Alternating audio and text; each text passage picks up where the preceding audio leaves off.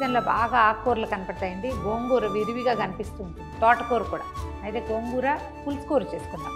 అయితే మా వైపు ఏమంటామంటే గోంగూరలో శనగపప్పు వేస్తామండి ఎక్కువగా. శనగపప్పు గోంగూర అని ఎవరికో చెప్తే మా చుట్టాలు ఎవడ చిచ్చి అలా అనకూడదు, పప్పు గోంగూర అని చెప్పాలన్నారు.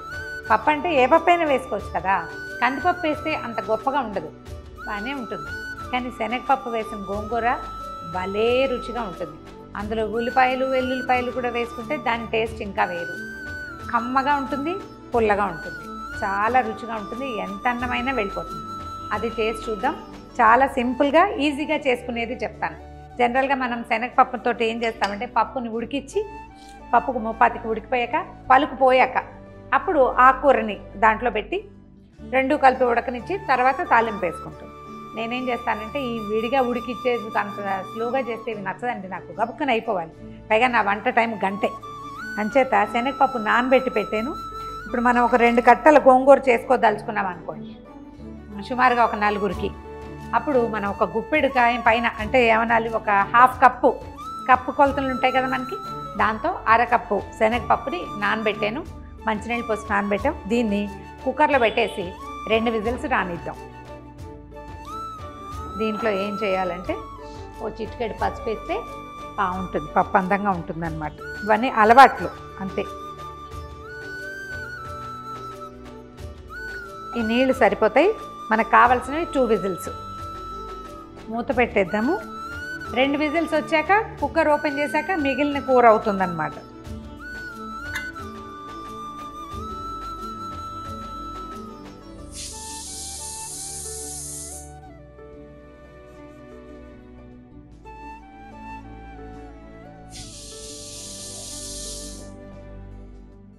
కుక్కర్ 2 విజిల్స్ వచ్చిన తర్వాత ఆపేసాను. ఇది చల్లారాక తీస్తున్నాను.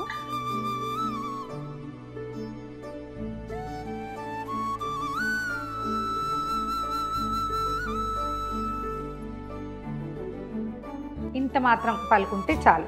ఈ పప్పు ఇలా ఉంటే బాగుంటుంది అన్నమాట, లేకపోతే కలిసిపోయినట్టు అవుతుంది. మళ్ళీ ఒకసారి స్టవ్ వెలిగిద్దాము.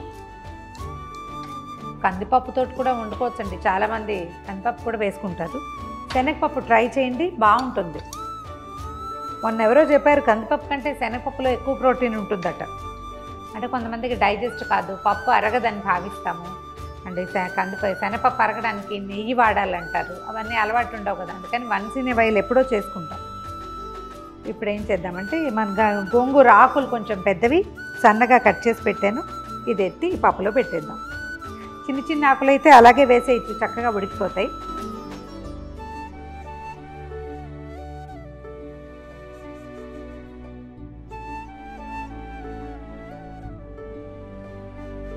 ఓ 2-3 పచ్చిమిర్చిని చీరి వేసేద్దాం. ఇందులో కారం చాలా బాగుంటుంది. దీంతో పాటు ఉడికితే ఇంకా కొంచెం రుచిగా ఉంటాయి. పచ్చిమిర్చి తినేసేయచ్చు కూడా.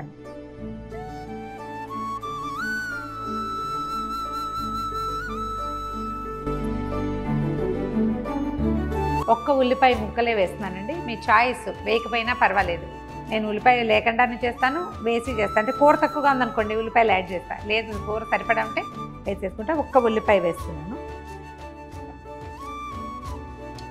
ఓసారి పైకి కిందకి కదపండి.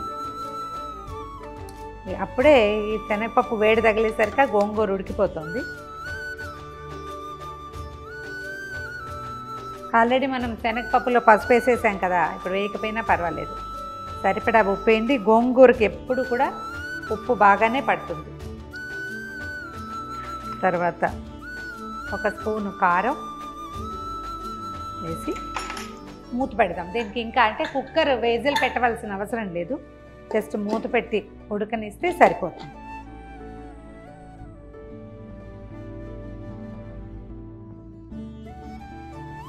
గోంగూర, ఉల్లిపాయలు, శనగపప్పు కలిసి చక్కగా ఉడికిపోయినాయి. 10 నిమిషాల పాటు ఉడకనిస్తే సరిపోతుంది.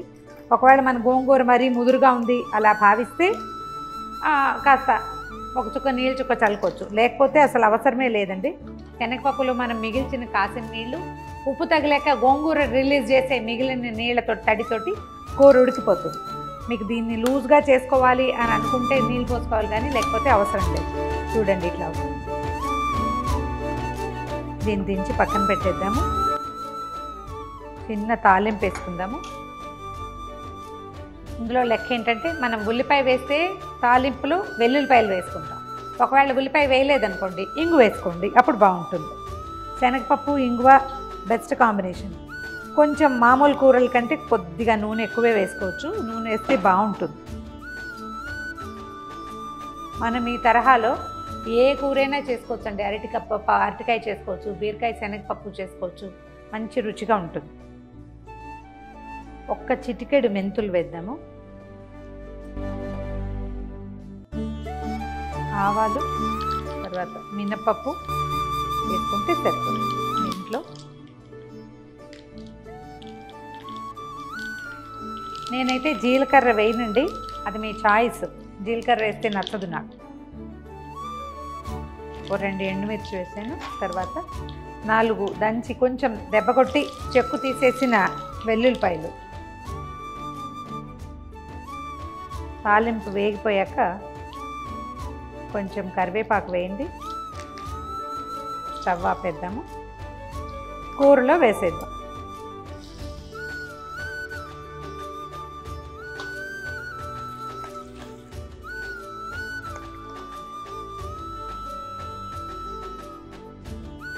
బాగా మెత్తగా కావాలి అంటే పప్పు గుత్తితోటి ఎనుకోవచ్చండి. అంత మెత్తగా అవసరం లేని వాళ్ళు మామూలు గరిటెతోటి ఎనికితే సరిపోతుంది.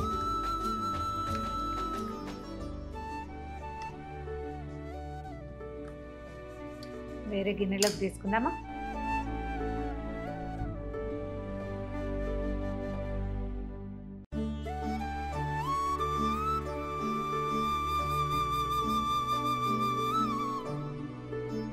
ఘుమఘుమలాడుతున్న గోంగూర శనగపప్పు పులుసు రెడీగా ఉంది. ట్రై చేసి చూడండి. ఈ వీడియో కనుక మీకు నచ్చినట్లయితే లైక్ చేయండి, షేర్ చేయండి.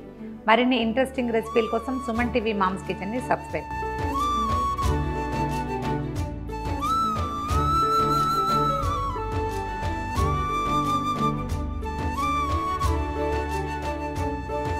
సుమన్ టీవీలో మీ పర్సనల్ అండ్ బిజినెస్ ప్రమోషన్స్ కోసం కింది నెంబర్కి కాంటాక్ట్ చేయండి.